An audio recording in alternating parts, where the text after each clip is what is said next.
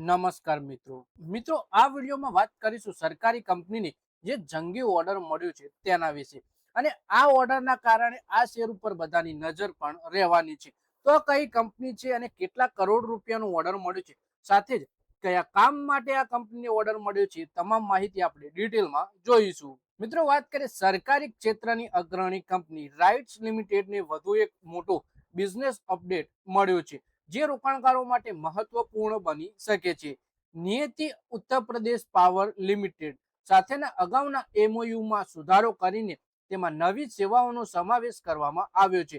એનયુપીપીએલ નો railway siding માટે 18 મહિના સુધી લોકોમોટિવ્સ વેટ લીઝ પર ઉપલબ્ધ કરાવવાની સાથે ઓપરેશન અને મેન્ટેનન્સની જવાબદારી પણ સંભાળશે.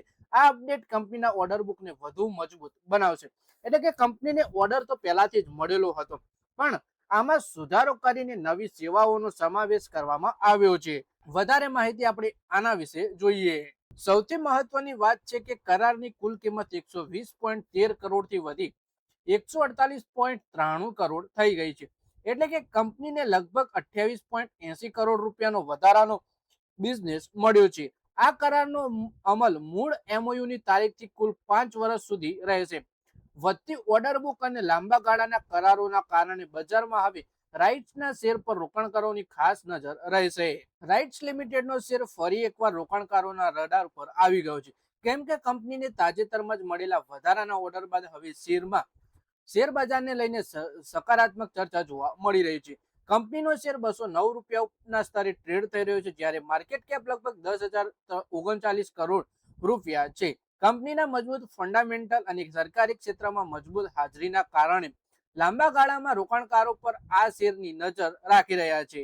ફંડામેન્ટલની વાત કરીએ તો કંપનીનો પી રેશિયો 24.5, આરઓસીઈ 22% અને આરઓઈ 15.4% છે, જે કંપનીની સારી કાર્યક્ષમતા દર્શાવે છે. આ ઉપરાંત કંપની પર માત્ર 6.59 કરોડનું જ દેવું છે, જ્યારે તેની પાસે 2261 કરોડ રૂપિયા તો રિઝર્વમાં પડ્યા છે.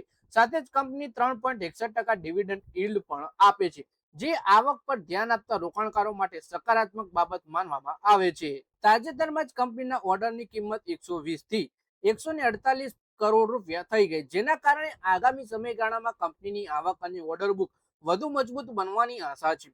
જોકે શેર બજારમાં રોકાણ કરતા પહેલા માત્ર સમાચારના આધારે નિર્ણય ના લેવો જોઈએ. કંપનીના નાણાકીય પરિણામો, કંપની શું કરે છે, બધી ડિટેલ ચેક કરી પછી જ કંપનીમાં રોકાણ કરવું જોઈએ. તો મિત્રો આ વિડીયોમાં વાત કરીએ આપણે રાઇટ્સના શેર વિશે, જેમાં કંપનીને અગાઉથી મળેલા ઓર્ડરમાં વધારાની સેવાઓ એડ કરીને રકમને વધારવામાં આવી છે. એટલે કે પહેલા 120 કરોડ રૂપિયાનો ઓર્ડર હતો, એ વધી હવે 148 કરોડ રૂપિયાનો ઓર્ડર થઈ ગયો છે. તો મિત્રો આ વિડીયોમાં બસ આટલું જ. હવે મળીએ આવનારા વિડીયોમાં. ત્યાં સુધી વિડીયોમાં લાઈક કરો, કોમેન્ટ કરો અને વિડીયો પોતાના મિત્રો સાથે ફેસબુક, ઇન્સ્ટાગ્રામ, વોટ્સએપ બધી જગ્યાએ શેર કરો. શેર બજારની આવી જ માહિતી ગુજરાતીમાં જોવા માટે તમે ચેનલને સબસ્ક્રાઇબ કરી ઘંટડી દબાવી દેજો અને આપણા ફેસબુક પેજને પણ ફોલો કરી લેજો.